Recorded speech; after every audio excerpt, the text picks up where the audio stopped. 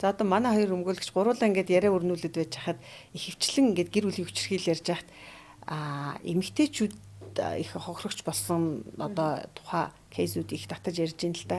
Үр хүүхдээ төрүүлээд гэртээ сууж байгаа цаг хугацааг одоо тэг гэртээ зүгээр сууж ийн гэж ойлгодог зарим хүмүүс биш үү. Гэхдээ ер нь одоо энэ эрэгтэйчүүд гэр бүлийн хүчирхийлд хэрэг их өртдөг юм бэ?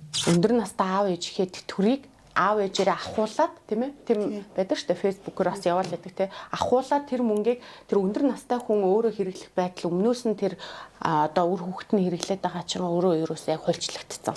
Одоо энэ бэлгийн хүчирхийлэл гэж юуг ойлгох юм бэ тэгвэл?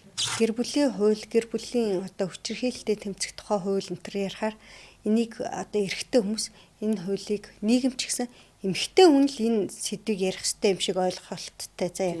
Гэр бүлийн хуулийг хэлэлцүүлэгч удаан эмэгтэй ч нэмээд хэлэхэд одоо энэ гэр бүлийн хүчирхийллээр зөрчлийн тухай хуулиар шийдэхдээ зүгээр цавчаад байгаа байхгүй.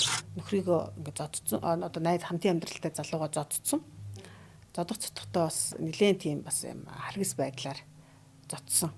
Ийм асуудал одоо шүүхээр орсон л доо. Ороод ингэ шийдэгдээд явсан. Тэгээд миний хувьд бол зүгээр яг өмгөөлөгчүүд анхны л тохиолдол эрэгтэй хүн гомдол гаргаад ингээд хорхичоор тогтоогдоод шүүхээр ороод ингэ явсан тохиолдол.